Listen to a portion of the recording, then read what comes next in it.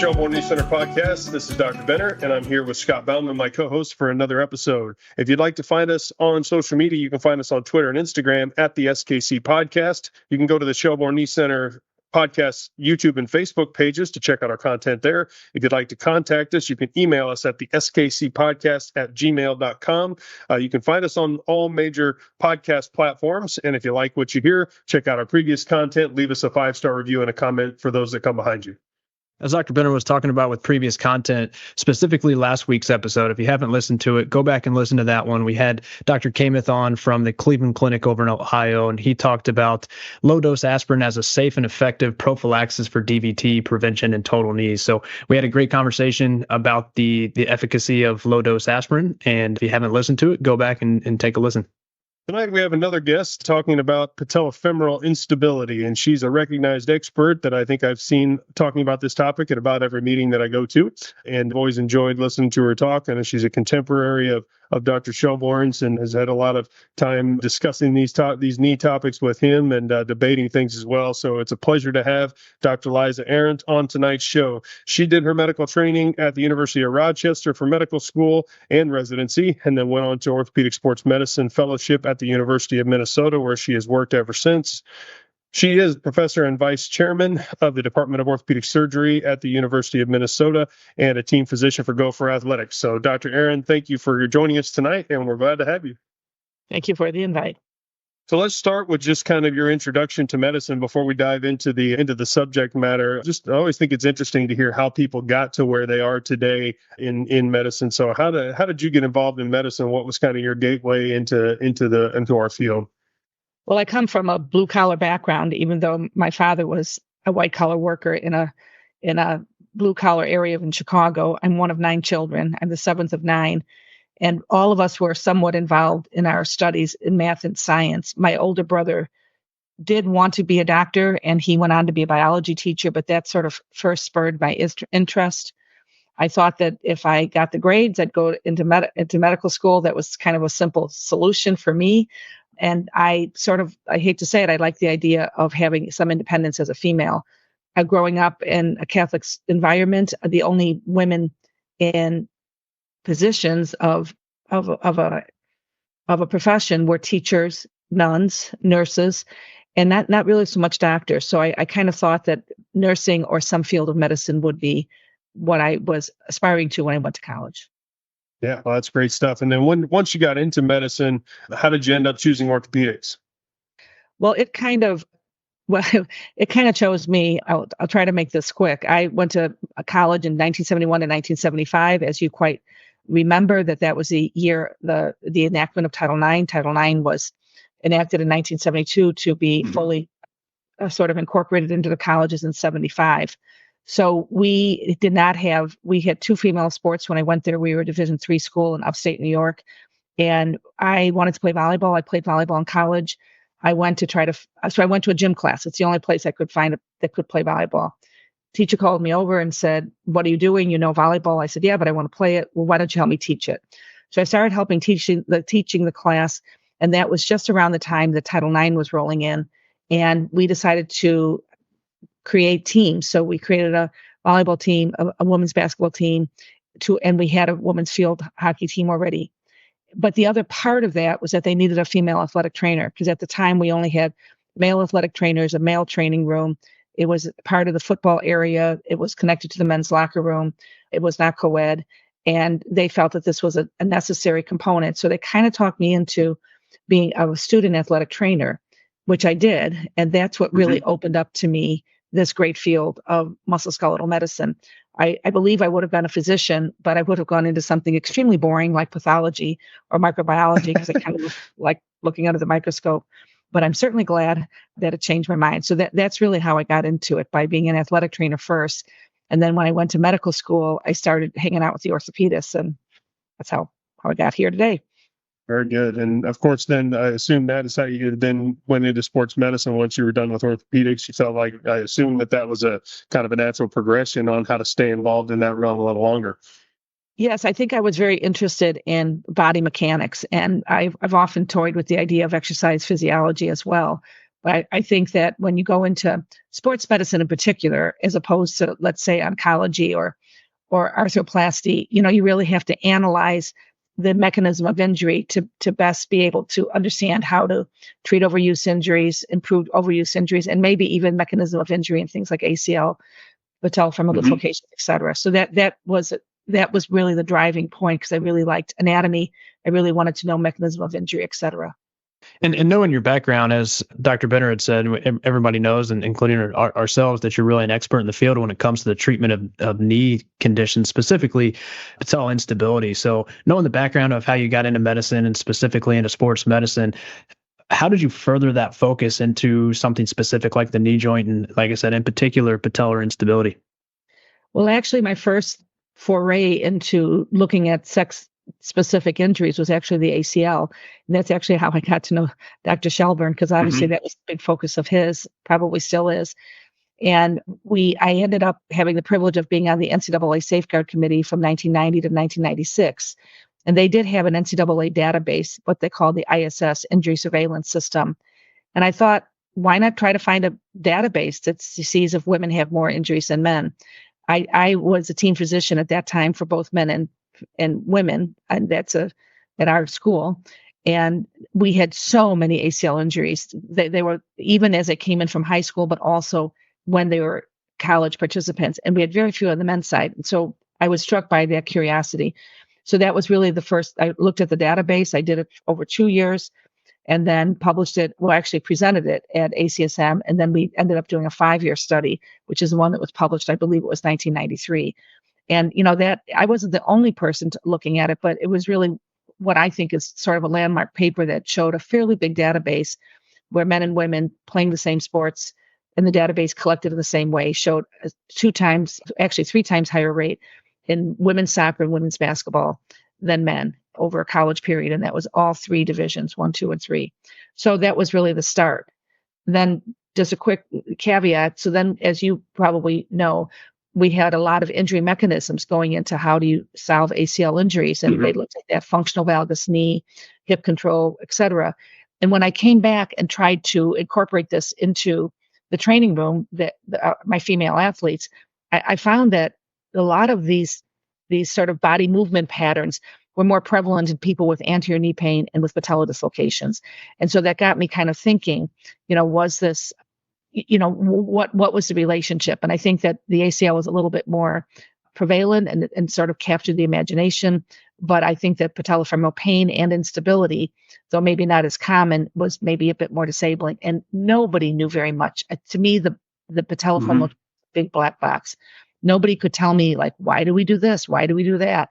The treatment was always the same. You do a VMO advancement, you move the tibial tubercle, and you cut the lateral retinaculum. And everybody, regardless of what you had, you could have anterior knee pain, you could have patella instability. It seemed that it was a one size fit all. So that's what got me thinking there's got to be more to it. And that's really got me into the patellofemoral joint. And here I am today, only seeing this joint. Well, it sounds like, a big part of your practice and a big part of what inspired you to go into medicine was just looking at female athletes' injuries and just the relative paucity that there was of females in orthopedic surgery and in sports medicine. And I know you've been a leader in that realm of, more and more female sports medicine physicians. So just quick sidebar from talking about the patellofemoral joint, just think maybe a more interesting topic is, what was it like to be a female team physician at that time, and how has that changed over time? You could probably talk all night about that. Yes, I could. And I will say that I was very much accepted by the physicians, not so much the coaches. Football, when I did my fellowship, I was sort of the fellow that went along with football. I never did football as an independent physician. And the policy at that time was that a woman couldn't be in the locker room on game day. Now, this goes back to I'm trying to have to think my years now. It would be about 1980. 1981. No, it was later than that. It was 1985. So 1985, I was not allowed to go in the training room. When the doctor that I did my training under said, "Hey, she's a fellow, blah, blah, blah," he said, "Okay, she can come into the training room, but she can't say anything. I don't want, she has to be silent, stand behind the wall." And, I accepted it. I mean, what are you going to do? But it was interesting. And I also remember another incident is I decided I was doing Saturday morning training room for the football team, and I rode my bike to the training room, and I wore what I thought were very, I don't have a body that I try to show off, but I wore very, very long, kind of to the knee culottes, a very, a polo shirt with like this little sports related jacket over it. Everything went fine. That Monday, my fellowship advisor said, "So you went to the training room on Saturday. Did you ride your bike?" I said, "Yeah, as a matter of fact, I did." And he said, "Well, you had shorts on." I said, "Well, technically they weren't shorts, they're culottes, but," and he said, "I wouldn't do that again." And and so it was like, I just thought that this was so crazy. So, I mean, I felt that I had oversight over the silliest things, but, I learned a long time ago just to keep focused on the target. The target was my education. And even though these sidebars were an annoyance, they never really interfered with my education because he went to bat for me to get into the training room. Yeah. And now it doesn't matter. I mean, now, women are team physicians and going to the training room as well as men being team physicians for women and going into their training rooms. And so I think that things have changed quite a bit in a pretty rapid period of time. So, yeah, great stuff. And so it sounds like you were kind of a trailblazer in that regard with many other females, I'm sure, that you could name off as well. But, great stuff from the past there. So once you were in sports medicine, kind of got your start, as you said, in the ACL, then you became really a recognized authority in patellofemoral instability. So what I was hoping to do tonight is kind of walk through just not a specific case, but just talking about how we take care of patients with patellofemoral instability. At our office, when we look at our data, we have 10-to-1 ACLs to patella realignments when we go and look at our database as it relates to data. So we have 10 times as much ACL reconstruction data as we do patellofemoral instability data. And we're still able to learn what we can from that, but it's just not as common of a problem. And, Dr. Shelbourne's point has always been, and I agree with him, that, if you're general orthopedic surgeon, you do just a few ACL reconstructions a year. If you're doing 10, 15 ACL reconstructions a year, you're maybe only seeing 1 or 2 patella dislocations. So it's not something that's super common. And it's something that I think there's some real benefit in having specialists like Dr. Shelbourne and yourself who really focus on these things. So, let's walk through, kind of how that works. When a patient comes in, what's the initial history you're really interested in? What questions do you want to make sure you get answered that may or may not be part of a normal history you take for a patient when you really start to hone in on this might be patella instability? What are those kind of initial history points that you want to make sure to hit? Well, I think in today's sort of acute injury clinic and the need to know, you get an ACL injury, you come to a diagnosis of an ACL pretty quickly. Most people who injure their knee get a big fusion, come in, get an MRI, and the MRI pretty much tells the story. With patella dislocations, it could be that way, but traumatic patella dislocations are one category, but there's a lot of people who have sort of global laxity that may have some instability that doesn't really present as an acute hemarthrosis. And so I do think that you have to be a little bit more investigatory.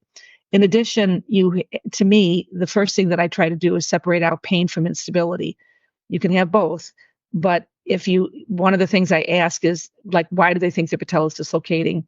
They may not use those words, but like, describe the instability episode. Try to think about, what was the mechanism of injury again, and does it make sense? The second thing is, do you have pain in between? Like I always say, like, when your knee is behaving, do you have much pain? And most patellofemoral people don't. And then if they do, then you think a little bit more about some arthrosis that's in that patellofemoral joint. And the third thing is that especially when they've had long-standing episodes of their knee, let's say they've had it for 10 or 15 years, I always ask, well, why now? What brings you to the physician now? And typically, some people say, sadly, some of it is an insurance issue. Sometimes it's because it really didn't bother them that much, but now there's overriding pain. And that typically means there's some degree of patellofemoral arthritis. So I try to divide out those categories. I try to talk to the patient. These are oftentimes young females, sometimes young males, and make sure that you let the patient, to the extent possible, speak for themselves. And then I try to establish their strengths, but not so much typical, like, what does a dynamometer for your quad show, but how are their body movement patterns? Do they have that functional valgus knee? Do they have that anterior knee excursion? What kind of core stability do they have? A lot of times these are really skinny young girls, a little bit, no real body definition, and they really don't have too much body, lower extremity strength. And so I think that it's important to establish where the patient's coming from, and then what do they want to do? What do they want out of their knee? Are they going to go back to being a multi-sport athlete, or do they want something more solitary? And what degree of strengthening do they do now? I mean, I don't mean you should be strengthening every day as a pre-adolescent, but I do think almost all sports has to have a component of strengthening along with learning good body movement pattern.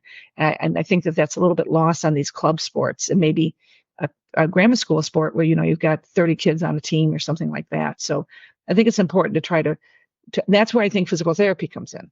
So. Yeah, a couple of interesting points you brought up there. A lot of times, as you know, when patients come to us with ACL tears, diagnosis is already made. They already know they have an ACL tear. So we still spend time asking people about the details of the injury. But in reality, you can see the look on the parents' faces, on the kids' faces, like, we already know where this is going, doc. Just tell us what's going on. versus the patellofemoral patients, they may not know that. And the patellosubluxation, I think, was something that I diagnosed patellosubluxations a lot more early in my career for just stuff that I didn't know when I didn't know what the answer was. And a lot of times that gets pinned to, well, I think their kneecap might have went out. And that diagnosis in quotes gets to us a fair amount, where we have to, like you said, dig in on, well, why do you think it's come out? How do you have that question's an interesting one that I don't know that I ask in that specific way, and is an interesting way to look at it. I always think it's important to figure out also, is this a one knee problem or a both knee problem? Is this a traumatic problem where you had a bad injury that made this happen, or were you just walking across the living room one day and the kneecap came out? And I think there are some clues to be learned, in history, as you stated, a lot more important in patellofemoral instability than as it really relates to ACL tears or other kinds of knee problems. Well, I wanted to make another point, and that's going to show my age. But when you think about the ACL, sort of the landmark physical exam was the Lockmans, maybe the pivot shift, and that was approximately mid 70s, and that was for people who were skilled in doing knee exams and did enough exams that they knew how to do it. So when it kind of reached the average general surgeon or general orthopedist, it might have been mid 80s and early 90s. And that was just about the time that MRIs had enough clarity on trying to diagnose. The acute injury might have been easier to diagnose, but they began to look a little bit more at what does a chronic ACL injury look like. They ended up, making sure that the sagittal cuts were turned along the length of the ACL, et cetera. So that whole evolution with ACLs was we had a similar thing with MPFLs, but we didn't even know the MPFL existed as a ligament per se until probably about 2002, 2003, maybe a little bit before that. And when we ended up doing more MPFL reconstructions, that sort of captured the minds of the sports medicine physician, because now they had a relatively, easy operation. Of course, all operations have their technical issues, but also one that was arthroscopically driven, which sports medicine people love. And probably the majority of our patella dislocations in this world will do fine with the MPFL reconstruction. So that kind of captured the imagination of the average sports medicine physician, in my opinion. And at the same time, we began to know a little bit more about, the bone bruises with a patella dislocation, and, and then making all these radiographic measurements. And all of those radiographic measurements really came initially out of Lyon, France, and that sort of menu a la carte with Henri Dejeur and David Dejeur and others. And I think that, we're very driven by measurements in the patellofemoral knee. And I think hip is kind of close behind that, but we're getting to that point with ACLs too. I was convinced from early on that there's going to be an anatomic equation that puts an ACL knee more at risk. You see it in families. You see people, even with a good reconstruction, get injured again. And I think we're not completely clear on how to measure it and what to do about it. But now that we're looking at convexity of the tibial plateau, the length of the tibial plateau, et cetera, the curvature of the lateral femoral condyle, I do think that there's going to be an equation that's going to put a knee at risk. And whether we advise them not to do pivoting sports or not is something that will have to unfold in the future, because a lot of these anatomic things we can't change so easily. Yeah. I also thought it was an interesting point that you made. A lot of these kids are pretty young, and the temptation, you're in a busy clinic, you have 20, 25, 30 patients to see, you're trying to get from one place to the next, and it's much easier to just ask mom and dad what's going on, and physically turn your body away from the patient and just talk to mom and dad. So I try to be very intentional with the pediatric, with younger kids in general, and high school and middle school kids in general, turning and facing the patient, talking to them directly, and kind of I'll just sit there until they talk, which sometimes can be a little while with middle school kids. Mom and dad are trying to talk. They kind of look over quickly, but quickly turn back to the patient. I feel like one you get the information directly from the injured person. Plus, it creates that kind of middle school and high school kids. They need to trust you just like the parents need to trust you. And sometimes we forget about that. And I think directly engaging with them, making eye contact with them, turning your body towards them makes a big difference. Yes, well stated. Now, going back to the physical exam piece of it, when you mentioned the Lockmans for the ACL, and I thought you gave some great examples of some specific history questions when you're evaluating these patients with patellofemoral instability.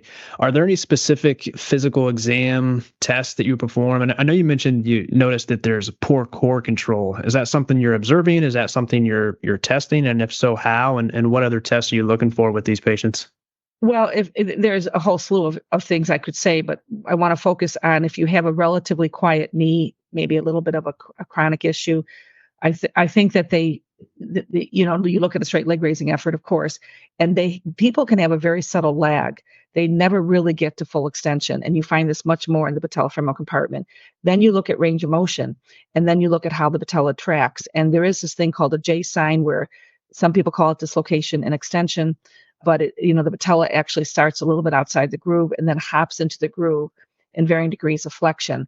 And it can be very subtle. And I think subtle ones don't necessarily need to be fixed, but I think that noting tracking is important. So for me, I look at, of course, range of motion, quad control in that open chain range of motion activities, tracking of the patella, in particular in early flexion. And then I would say the laxity of the knee. Now, as Rodney already mentioned, you can have bilateral issues in patellofemoral disease, much more so than with ACL disease in my experience. But I do think that looking at quadrant translation, and you really want to move that patella 2 or 3 quadrants to the lateral side to show the incompetence of the MPFL. Doesn't mean you necessarily have had an injury, because you can have laxity. But I think if you have asymmetry, that's really important. And I find it interesting. I mean, it almost seems so dated now. We are in 2024.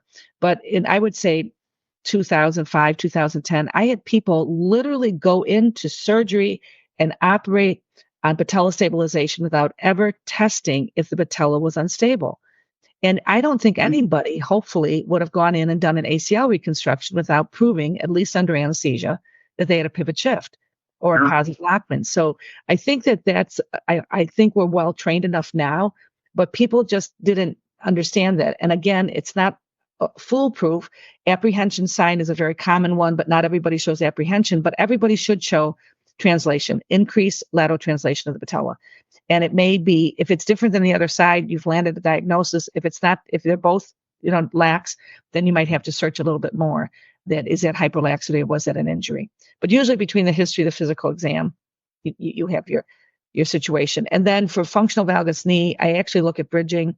I look at both coronal plane with the functional valgus knee and sagittal plane, where you have what we call anterior knee excursion. Basically, your body is upright and you bring your knee forward over the toes, such that they don't engage in good squat mechanics. And good squat mechanics are necessary for good athleticism of your lower extremity. And that's true for ACL and MPFL stuff. But I do believe these young, skinny females have that anterior knee excursion quite frequently. And so I look for it, but I got to tell you, I have this exam that my therapists go through before they see me, if they're a chronic injury, if they're referred in. And so I get all the information on their strength and their body movement patterns before I even see them. And that helps me incorporate everything at once so I could talk to the parents about a solution. We usually couple that medial lateral translation with just holding my thumbs against the lateral patella and then putting my index fingers under the medial patella and almost just lifting it up. It's almost like a Lockman test for patellofemoral problems that you can check side to side to see if somebody says, I've never had any problems on this knee. Go over and lift up the medial side of the patella, stabilizing the lateral side, and then go into the other side and really seeing that patella tilt almost, sometimes 60, 70, even almost 90 degrees. That it's kind of incredible sometimes how far, that will lift off, and can be a useful adjunct. But, the J signs is a big one. I've been noticing more in one patient in particular that I've had that is having recurrent instability after a tibial tubercle osteotomy where I moved medially and not distally because his measurements weren't measuring high. But he did have a J sign, and now post surgery healed. Patella's tracked normally on X-ray, but he has, as Dr. Shomar calls it, an L sign, where he's gone from a little slight J sign to moving it over a little bit. Now it jumps even. It's almost like it made it jump even more to the lateral side. That's a buzzkill when they come back to clinic and you start to notice that. So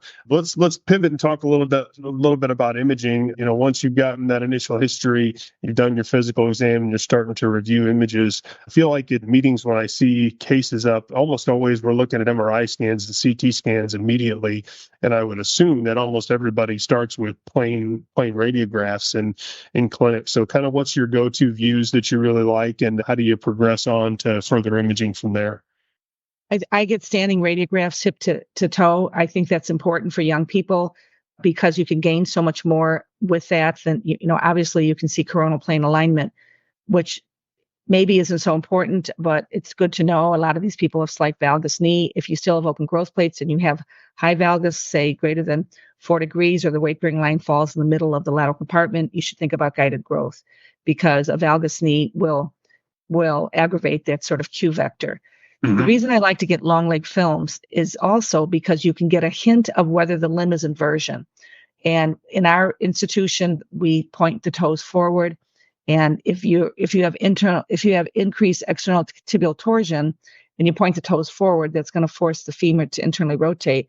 And of course, if you have anaversion, in order when you're standing upright, you internally rotate the femur. And when you see that, you usually see that the lesser trochanter are hidden, and you also see that there's rotation of the tibial spine that sort of abuts the lateral femoral condyle. So of course you can couple this with your physical exam, but I think that long leg alignment view gives you a good view of coronal plane alignment and just a hint of limb version, although you can't say with just the image alone whether it's femur or tibia. Then you go to the true lateral. I think that that's really important, and that's really where I look at my, all of my trochlear thoughts, like how deep the trochlear is, how long the trochlear is, whether it has a supratrochlear spur. I think those are important. And then of course I measure patella height on the true lateral. And then I think the third component of that is a low flexion angle axial view. I do Lawrence view, which is a little bit from my upbringing in upstate New York, close to Toronto, where the Canadians do more Lawrence view. That's a 60 degree view. I usually just do the 20 degree view. Most people in the United States use the Merchant's view, which is a 30 degree view, but I think it has to be low flexion. If you go up to 45, you're going to miss a lot of patella subluxation. Mm-hmm. So for me, true lateral, a low flexion angle, axial view, and a long leg view. I don't think the PA view for me is as important. I know that the sports guys are crazy about it. To me, I think that it doesn't tell me much more than the standing alignment view. And in a young person, I mean, are we really looking for medial compartment narrowing or lateral compartment narrowing that you get on the PA view? So I reserve that more towards the arthritic realm.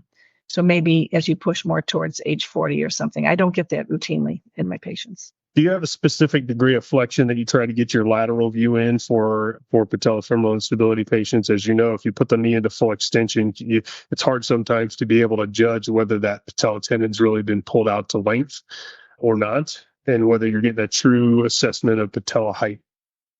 That's interesting, but I think it's more by accident. If I spent a lot of time in France thinking about things and looking at the way they do, but they do what they call a monopedal X-ray, where they're actually standing, and then they're standing on one leg and they lift the counter leg up, sort of like a stork, because you have to get an image of the knee, and so you have to move the other leg out of the way.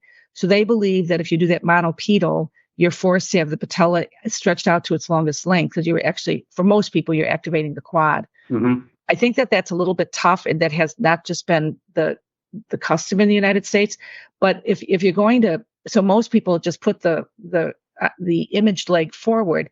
I think that it's usually around 30 degrees, but the canton de chance is not dependent on a specific degree. But if you think about it, if it's in full extension, you got to do something with the other leg. The reason we adopted this sort of forward stance is that you get the other leg out of the way. So you kind of do like an early lunge. So I think that the patella tendon is usually stretched out if you're getting to be about 30 degrees of flexion. I don't think that's true so much for the MRI. The MRI, we typically try to get it in full extension, or as close as to full extension as the knee wants to be. And a lot of times the patella tendon is wavy, so it's not out to length. So I don't really know what to make of that so much, but I do think you have to be, that's why I think the MRI is a little bit more or less precise in terms of looking at the position of the patella on the MRI. Yeah, I agree with you on the low flexion axial view. We see so many patients come in with Houston views where the knee's bent, 75, 80 degrees, and you see that image pop up, and you see so much of the femur. You're like, this is not an X-ray I can work with on a patellofemoral instability patient. And it's really striking sometimes when you look at how dead centered the patella is on a Houston view, and then you back them off to the Merchant's view, and then the patella is tilted 45 degrees and half, 50% subluxed on the Merchant's view. It's kind of striking.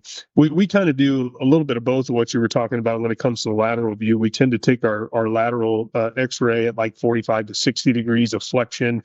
So we're sure that we have the tendon pulled out to length. We actually get a quad contraction lateral, where we take a lateral view with the patient contracting their quad, and it's almost like a radiographic J sign that you can see where the inferior articular surface of the patella is versus the top of the trochlea, and we kind of use that as another surrogate marker of patella alta, a radiographic way to. And we also use that when we we'll talk about this a little later. Talk about distalization on how far to distalize people. Is on that quad contraction lateral, how far is the patellofemoral articular surface up out of the groove that we probably need to reduce it down to get the patella back in the groove without coming out with patella alta. So that's one that Dr. Shelbourne's I didn't know about. I never took that X-ray as a resident or a trainee or a fellow even until I got into practice and started working at him and started to use that. So we found that an interesting one as well. Also, I don't think I'd ever heard the word monopedal X-ray. I heard that at the meeting at AOSSN just recently.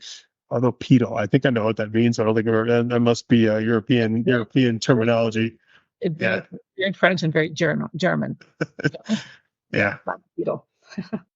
So now that we've covered more of the exam when you get these patients in the office, let's shift gears and talk about some treatment strategies for this. So let's just give you a basic case. You have a young female comes in with a first-time patella dislocation. You've done your exam. You've nailed it down as patellofemoral instability. How are you treating that first-time dislocator? I think that in the absence of a treatable osteochondral fragment, meaning that it's large enough to put back or large enough to take out, I'd really encourage physical therapy first. And there are a lot of people who don't agree with that because they feel like they're likely to go on to redislocate. So there are a lot of algorithms right now that say if you have, looking at the risk factors, and the big risk factors are patella height, high-grade trochlear dysplasia, and I would say maybe lateral patella tilt. I don't think TTTG has as much to play into this whole discussion, and I'll explain that in a minute. But the more instability factors that you have, the more likely you are to redislocate. And probably those are imaging risk factors, and probably the biggest demographic risk factors is open growth plates. So that you could make a case of going quicker to surgery if you have more than 3 risk factors, or you have had instability on the other side, which did not respond to physical therapy, and therefore you want to reconstruct the ligament. But my reason for trying to slow down the process a little bit, in my opinion, is that almost all of these could use some rehab or prehab, because I think that going into surgery, being stronger in both legs, having better core stability, is just going to make the whole process better. And I think that if you are trying to concentrate on strengthening and body movement patterns and core before surgery, then maybe after surgery, you can, concentrate on getting your motion back and getting that sort of essential quad strength back again. So that's my logic. I think that the paradigm is changing. I can't criticize somebody for moving a little bit more quickly if you have high risk factors, a strong family history, instability on the other side. But I don't think rehab hurts. I personally think it doesn't hurt in the ACL either. But, most people want their ACL done fairly quickly. And so most surgeons feel like, well, if I don't do it, somebody else is going to do it. But I think that in the patellofemoral world, at least at this moment in time, I think that most people favor rehab first. Yeah, and I tend to agree with you there. I'm never in a big rush to operate on first-time patella dislocators, especially in very young kids. 12-year-old that comes in with a first-time patella dislocation. But you understand, they're a really good basketball player. This kid's the best softball player on their team. This kid's still 12 years old. I'm just not really excited about operating on young kids for a first-time patella dislocation. One clarification that I will ask you about is how do you take into account upcoming seasons and seasonality as it relates to sports participation?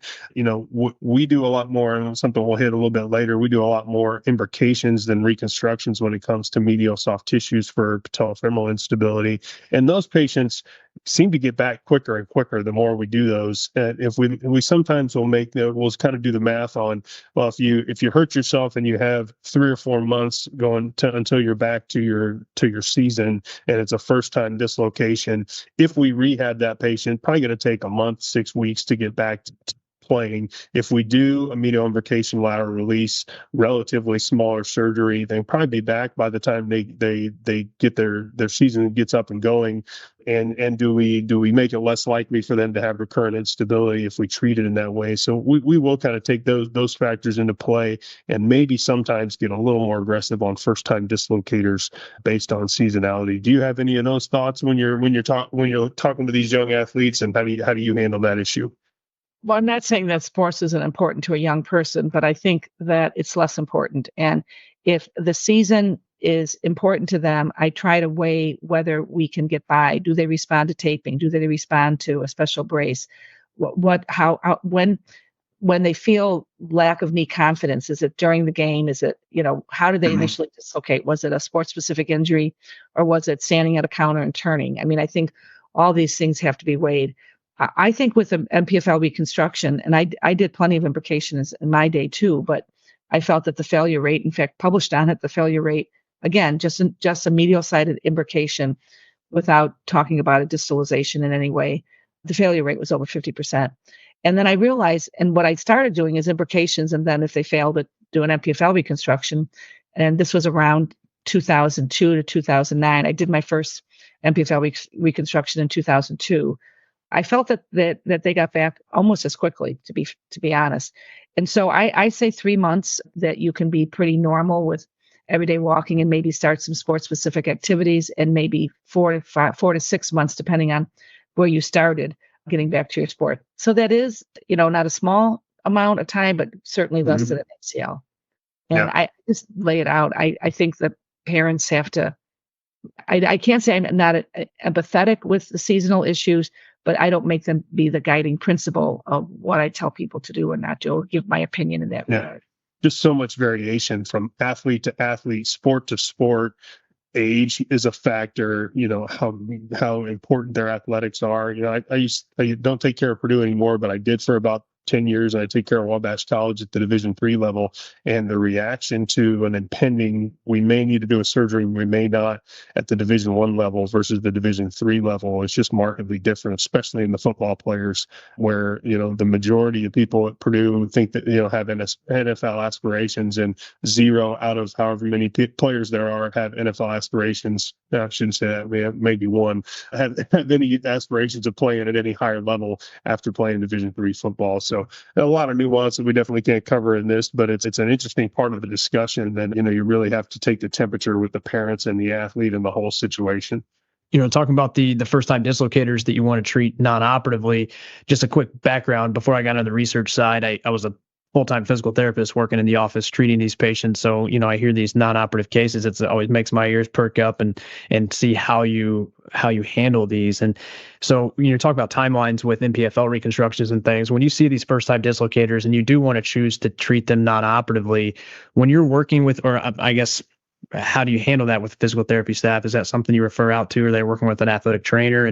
And do you see any specific modalities that seem to be successful for that non-operative treatment? And, Dr. Benner, you mentioned everybody really presents differently. That's something I've noticed too. Some patients bounce back pretty quick, and we get them in the office first-time dislocator and they're pretty full motion, minimal effusion, and they get their strength back and they're only maybe 20% down to start with, and it's pretty quick. But, can you speak to that and what that may look like in terms of their rehab if you're treating these patients non-operatively?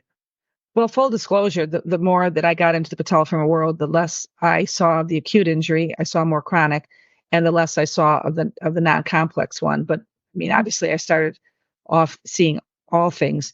I would say that early on, to me, I'm going to repeat myself again. It's all about body movement pattern. I think as time went on, I do think that. I'm not opposed to things like game ready. I'm not opposed to, BFR now is a big one for quad strength. I'm not opposed to those things. Some kind of NMES was always, or electrical stim can be important if your quad's not firing. I think that those modalities play a role, but sometimes they cloud the hard stuff, and that is trying to change your body movement pattern, which becomes a habit. And so that's what I think is hard to change. You're probably too young, but I also went through a phase of protonics, which is really sort of that posture restoration, where they talk about sort of control of your pelvis with sort of unilateral tilt, et cetera. And they had a knee device that sort of emphasized using your hamstrings as you walk, and they sort of tried to activate your pelvis to be more stable because you were trying to activate your hamstrings as you walked. So I think all of those play a role. But I also think that a good therapist can sit in a room by themselves and do a good job. I think if I had to say one thing that has been the biggest help is some kind of video. And I think that could be as simple as standing in front of a mirror and doing exercises, or videotaping. And now that you can videotape on someone's phone, the patient's phone, I think sort of just like with other sports. Let's get back to golf and tennis. I think sort of seeing yourself and seeing some of those body movement patterns and trying to then put up the picture and show people what you're talking about. I think that sort of that patient feedback, that visual feedback has been very helpful. And I think we had other ways to do it early on. Now we just use people's cell phone. So so I think, and I also use McConnell tape a lot. I will say, I think McConnell taping, if your knee is not too swollen, I think that it's a good way to control the patella for patella instability. And it helps to activate the quad. I think you've got better body movement pattern once you sort of stabilize the kneecap. And so we do use a lot of McConnell taping once you get through that acute swollen phase. Do you typically see McConnell taping be successful while you're going through the actual rehab exercises, or more with functional things as you're getting back to your activities, or both? Probably both, but I don't, if you're talking about like partial squats and leg lifts, probably not. But once you start to do some more functional activities and then get back to a sport, I think that's where it plays the biggest role. The other thing, though, I also use it if somebody comes in and is complaining of instability. We use it and just we do a step up, a retro step. We also measure their partial squat. You can see that sometimes you can say, "What's your pain level?" and they give you a pain scoring. You do a McConnell taping, and then sometimes, I would say often, it reduces your pain score. We also do a qualitative exam where it improves their body movement patterns. And so it gives us a little bit of a hint into, maybe dare I say, how much better they would be if their patella was stabilized and in the correct anatomic position. So we do it a fair amount in early on as well. So you've had these discussions with the patient, you've done all your physical exam, your imaging, you've gone through the non-surgical treatment, and the decision's finally made for surgery. So walk us through a little bit on what your options are for patellofemoral instability and what your algorithm is like for what to do for whom. I think the biggest factor you have to first decide on is if they need something more than an MPFL. And I'm going to just include the lateral retinacular lengthening with that soft tissue proximal operation. you can get an idea of whether the tissue is tight, and your final assessment is often made in the operating room. But I think that I do look at measurements a lot. I look at the patella height. The original menu a la carte that was laid down by Henri Dejure said that a canton de chance greater than 1.2 was a reason to reduce it. So if you had a 1.3, you'd reduce it to under 1.2, and they aimed at 1, so equal lengths. I think that as we've now had the MPFL, remember the original algorithm was made without an MPFL. And so we haven't changed our idea of Alta. Alta is still 1.2, but we have changed our surgical threshold. And I think for most people, the surgical threshold for Alta is somewhere in the ballpark of 1.4. And I think that, again, you can't hang your hat just on one number. I actually look at lots of different measurements, but I think, as you alluded to, Scott, I think patellotrochlear index, which is a measurement on MRI of the overlap between the patella and the lower end of the patella and the proximal end of the trochlear groove, is important. The original person that talked about it was Rolly Biedert of Switzerland, and he said that patella alta was less than 0.125, which is like a crazy number, but it's about 1/8. But then I said, well, that's not too much, but what is normal? So I went and I looked at a couple of different studies, and then we had our own studies as well. But Don Fithian did a nice study out of Kaiser around that time, and he found that normal was about 1/3. So that I kind of look for that 1/3 overlap. And so, I mean, if I had to give a number, I'd say, 0.22 to 0.25. And if it's under that, I think that it may be Alta. The other thing that's interesting to look at, if you accept that, I originally said that sometimes you don't have your quad contracted and your patella tendon may be wavy. But I think a really nice way to look at the qualitative aspect of whether you have patella alta is as you look at your axial slices and you see the first full cartilage coverage on your axial slice, and you look up. If you don't see the patella, then you know you have alta. And if you just see the patella tendon, then you know that you have alta. You may not know how much to move it. You may have to make measurements to do that. I think it's a really quick and easy qualitative image to see in your office. So I do look, do I think this person can respond to MPFL alone, or I should say a soft tissue stabilization, MPFL plus minus lateral retinacular lengthening, or do I think they need a distalization? What would you say the breakdown is for you as far as how many patients you do just an isolated MPFL reconstruction versus how many you're adding distal procedures? Well, remember, my population has changed dramatically as everyone in town is doing MPFLs. So they only send the hard stuff to me. And early on, I was the only one doing MPFLs. But if you look at sort of a population of people, probably, I mean, that's hard to say. It depends on your population, but more than 50%, I think, would respond to an MPFL alone. Okay. Tell us a little bit about what your procedure is like for tibial tubercle osteotomies. We've kind of at our center changed some things over time. Dr. Shelbourne went through, Don went through an evolution on fixation techniques distally and how much to move people. And at first was not distalizing anyone. Now we have kind of a lower threshold for distalization. First it was 1 screw for fixation, then it was 2 screws, then it was a small plate to cross the osteotomy site, and now I use a hell of a lot of hardware for a tibial tubercle osteotomy, and I've gotten really aggressive with the early rehabilitation. I feel like has shortened that period that the patient's in the brace, shortened the period where they can't really use their quad, and sped recovery. So tell us a little bit about how you do the tibial tubercle osteotomies and how maybe that's changed over time. Well, I can't remember exactly when I did my first distalization, but it probably was about early 2000, again, because I was highly influenced by the French. So it was about the same time I was doing MPFLs. I have actually written about my first, I think it was 70 patients. It was published at AJSM in 2017. And I do, again, I look for, I've already said, canton de chance over 1.4, patellotrochlear index less than 1.5, and then I try to distalize. I will distalize down to, I aim for 1.1, but I will accept, I aim for 1.1, but I never distalize it more than 15 millimeters. 15 millimeters is a lot. And I looked at my first 70, I believe I hit 15 that were between 10 millimeters and 15 millimeters. And the only thing that I found when you distalize it that much is that they had a slightly higher risk of arthrofibrosis, which isn't too surprising because you're pulling the quad a little bit more. People have debated, it's funny. I also, in that paper that I wrote, I also looked at lots of other papers in my review. Very few people are saying how much they distalize. So it was really hard for me to know, like, what was an appropriate amount to distalize. And in the discussion of my paper, I think I found one that was sort of kind of intimated that they went up to 15. I think that was one from Australia.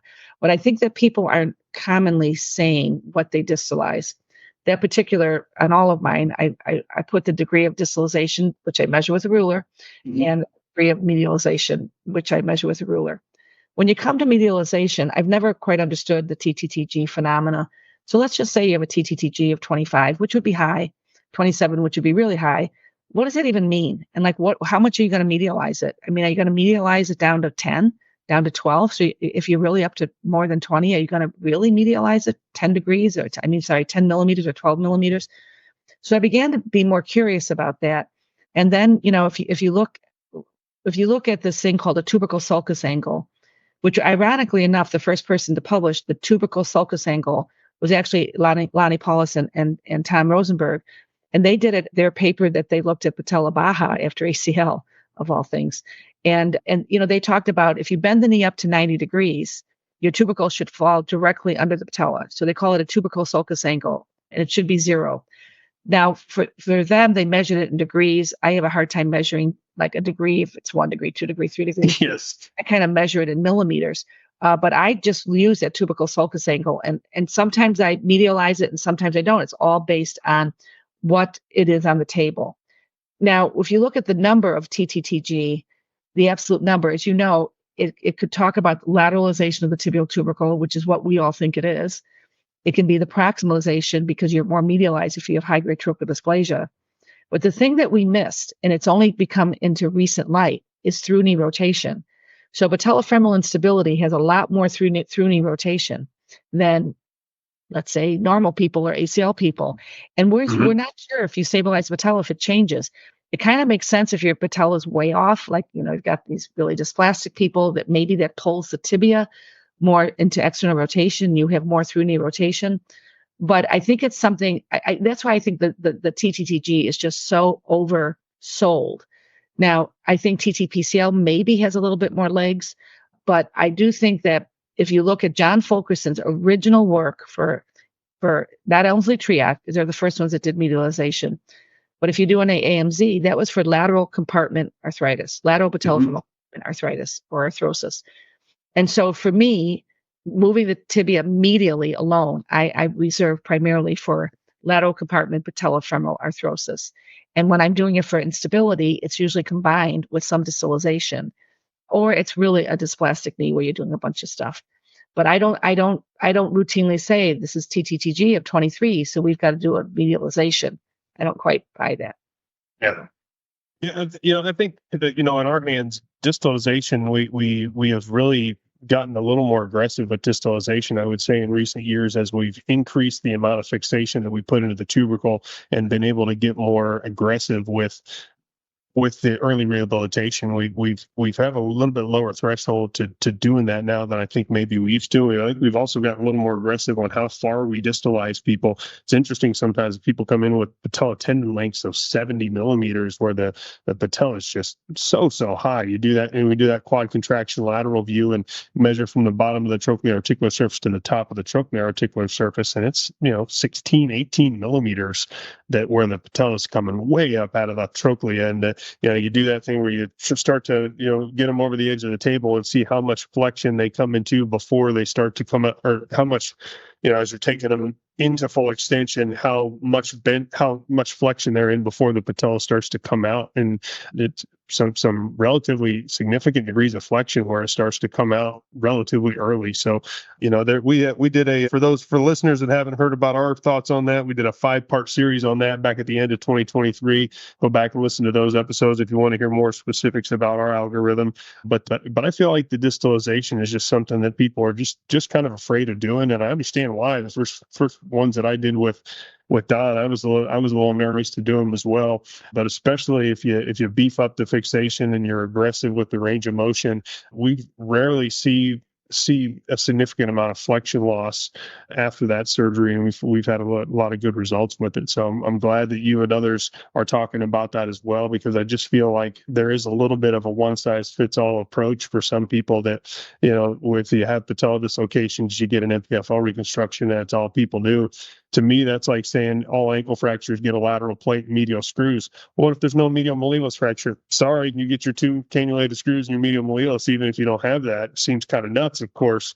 To me, it's the same kind of way. If I sit to have somebody talking about doing it, have somebody who has, the patella has a significant J sign that's 15 millimeters high on the quad contraction lateral. It's bilateral. It's a bilateral symptom. Seems a pretty clear case of patella alta that they're getting an MPFL reconstruction. To me, I've just gotten to the point where I'm much more aggressive with those. So I think that's an interesting place that we're still continuing to learn about. And it's through the contributions of you and other experts that have been on the panel, and guys like Don Shelbourne that have taught us about what to do on those. Just interesting debate though, and I still think there's a lot we don't know and a lot we have to learn with it. I agree. That's what keeps them in the game. Yeah, absolutely. As we close up here, what are some things that you wish surgeons out there knew about patella dislocations that maybe they don't? What do you think is the most common thing? Yeah. One point I forgot to mention, which is I learned late in my career, knee hyperextension is a very difficult thing to treat. So if you hyperextend your knee, very hard to control that kneecap. And it's a little bit of what we call a functional patella alta. You can't really change it with physical therapy. You can't change it with surgery. You could maybe change it with physical therapy. And it really means, kind of controlling that quad as you go to terminal extension. So for when I have hyperextension, and for me, that's greater than 10, so kind of fitting along the Baton score, I might lower my threshold for when I do a distalization. Yeah. And I also might lower my aiming point. So I might aim a little bit more for one. And sometimes I put people in braces that have a hyperextension stop if I feel that they're kind of klutzy and can't, they have a harder time kind of getting into the habit of not hyperextending their knee. But hyperextension is you have to look for it. And we miss it, especially in a lot of these young females, where they hyperextend their knee, and that's when the kneecap goes out, not the typical mechanism of planting and pivoting. Yeah, I'm with you on that. When we do that hyperextension lateral, it's amazing sometimes what degree of hyperextension the knee is in when we get that X-ray. I'm always focusing on how high is the patella, but sometimes turn your head 5 degrees to the right, like whoa, look how much that means. Start drawing lines like that means 15 degrees of hyperextension when it's getting that high. So yeah, an interesting point as well. So that's one of them, I guess. But any other points that you, when you talk to people about patella dislocations, that you really wish surgeons out there knew, but you don't think that they do? I think that I would not be quick to rush into surgery. Again, that's sort of my bias, but that's the way I was raised. I also would say that I very rarely do cartilage restoration with the same time as I do a patella stabilization. Now, that's rarely needed in a first-time patella dislocation. Of course, if they have an osteochondral fragment that's large enough, you put it back. But I think that a lot of the wear pattern when you have chronic instability is because of the lateral translation of the patella that comes into the groove, sort of laterally tilted, and that wear pattern is more on the lateral patella facet. If you have cartilage wear that's completely from a dislocation, it's more medial patella facet. Mm-hmm. And so if you have that lateral patella facet, I think if you realign the patella, they do better. I don't know how much better, but they do better. And I think to combine routinely that, their cartilage is so bad, let's do MACI, or let's do, some kind of cartilage restoration. And then you've got bipolar disease and you're going to do bipolar MACI. I just think it's too much, and you don't know how that person will do. People always say, well, do you do cartilage restoration? And I said, well, I went through the first half of my career never having cartilage options. Yeah. And then I went through the second half of my career having some, and I just never thought it was a smart idea. When you go over to Italy, they have so many cartilage options. They're kind of leading the way with a lot of their studies, and they do very few in first-time patella dislocations. You go over to Australia, they don't have a lot of cartilage options. You go to France, they don't have a lot of cartilage options. I think in the United States, we're a little bit cartilage crazy, personally. And remember that? And I think that I rarely do cartilage restoration at the same time that I stabilize the patella for the first time. Maybe revision. And then you've got to kind of separate out what's your problem. Is it instability or is it pain and swelling? And sometimes it's both, but usually you can kind of flush that out a little bit. Yeah, I think that last point's a really important one. You brought it up earlier, and now you brought it up again. That I think is really an important one. I remember a couple patients in particular that came to me for a second opinion, where we think we need a kneecap instability surgery. I've seen 3 other doctors. All of them say I need surgery, and they think you need to do it because they don't do it on a regular basis. And you have the patient come in and start talking to them. Well, I dislocate all the time. My knee's big and swollen. I've maybe had a prior surgery, maybe not. And the knee is really stiff. The quad is, down 20% quad girth compared to the other side. We put them on the Cybex test and their quad strength's down by 50%. And their knee has a 5-degree flexion contracture and 10 degrees of flexion loss. And they're saying we need a kneecap surgery, and we have upcoming season here coming up soon as well. And those are some difficult conversations sometimes. Like, what's the main problem? How often is your kneecap coming out? Well, my kneecap's not really coming out that much anymore, but it hurts like hell. And so we need to get this surgery because I hurt. And those you kind of get, and this probably more than I do because you're even more of a referral surgeon than I am, that sometimes you get really put in a box on, they were told that Dr. Arendt's the person that's going to fix this, but she's going to do this, and this is what she's going to do. And, as you're starting to ask those questions, look at those images, you're thinking, I don't want to do that. How am I going to tell this patient that came here for that specifically, you know what? I don't think that's the right thing at this point. I think if we do that right now, I'm going to make you worse instead of better. And this operation that we're talking about, whether it's medial patellofemoral ligament reconstruction, tibial tubercle osteotomy, whatever it is that is an instability operation principally. As we're discussing it, you're having pain because your knee's dislocated several times, you're swollen, you're stiff, you're weak, you're deconditioned. And if I do a surgery, all that stuff's going to get worse for quite some time. So and I've had some uncomfortable discussions with families about stuff like that. So as I'm sure you have as well. So great stuff from Dr. Arendt. Thank you very much, Liza, for joining us tonight. We really appreciate you taking some time on a late at night here to discuss all this with you. And it's been really educational for us, and we believe will be for our listeners as well.